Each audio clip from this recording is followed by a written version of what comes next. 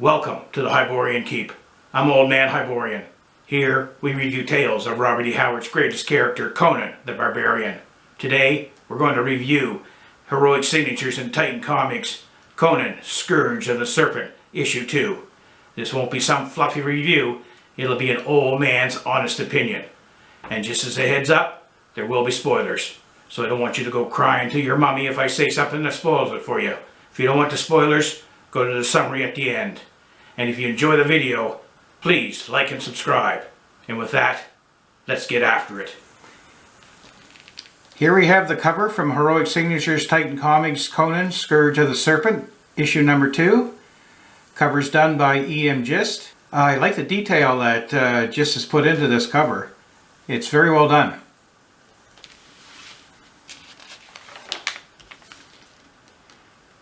The inside cover has all of the new Conan content that Heroic Signatures and Titan Comics has out.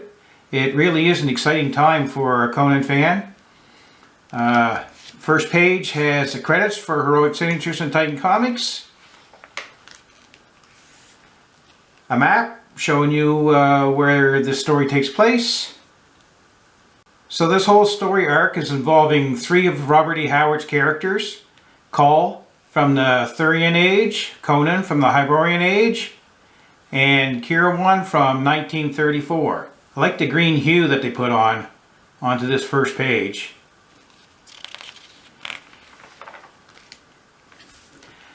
So we start off with Conan, the story of God and the Bull. The City Watch has just came in and Conan is there with the master of the museum dead. So the city guard's trying to figure out what's going on. One of the guards is accusing Conan. Conan's getting all worked up, ready to chop some heads off. But they take a step back, try to figure out exactly what's going on.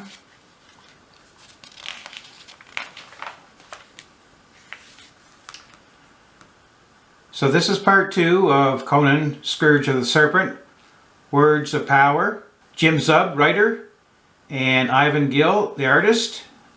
Ivan Gil's doing a really good job. I really like the artwork that he's producing.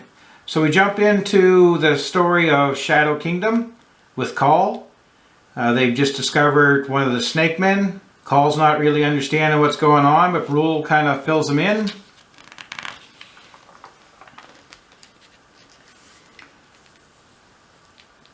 BRULE fills him in on how the battle with the shapeshifters has been going on for a long time. Back with Ancient Man fought the shapeshifters in the Elder Universe.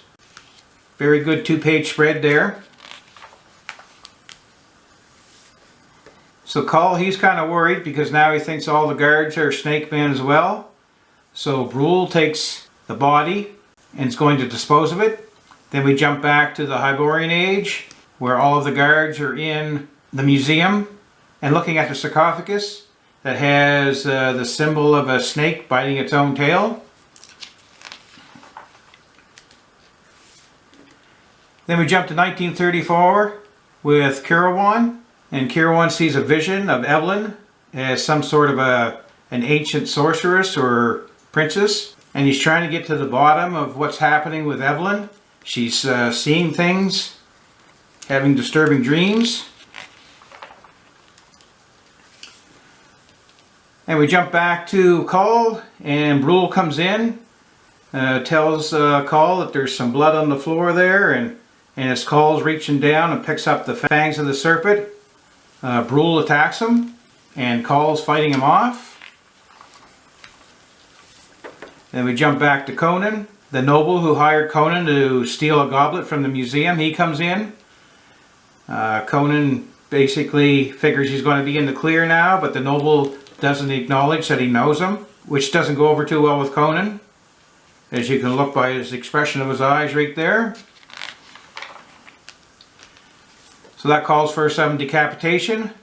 So all hell breaks loose, and Conan, he's going through the guards, being his usual savage self.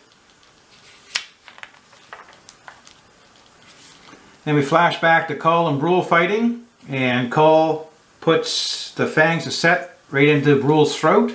Though it wasn't BRULE at all, it was another one of the snake men. So BRULE comes back into the room, but Kull's not quite sure is it really him or not. But BRULE shows him his bracelet, which is the sign of the dragon. And then BRULE utters the words of power. Ka namaka lajirama. So that same saying ripples through time to 1934. Kirowan can hear it. Nobody else can, except for Evelyn. And she kind of takes a bad one. She has the snake eyes going there, and she pulls out a gun. And then we're back to the Hyborian Age in the museum with Conan, after he's taken out most of the guards, and the saying is heard there as well.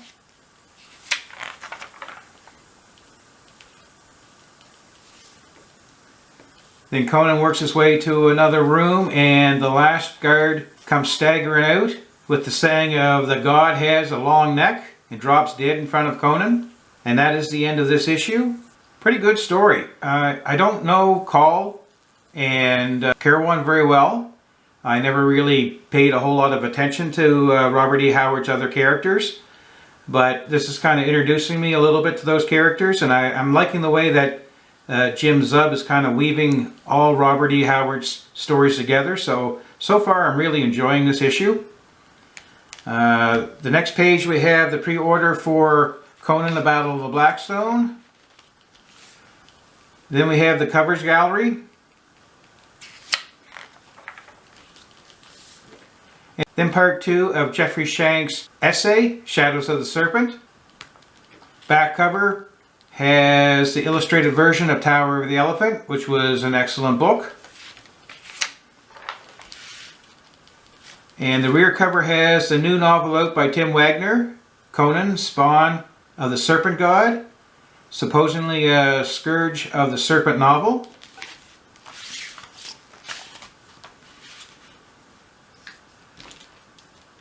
So final thoughts, I'm enjoying this miniseries by Jim Zub.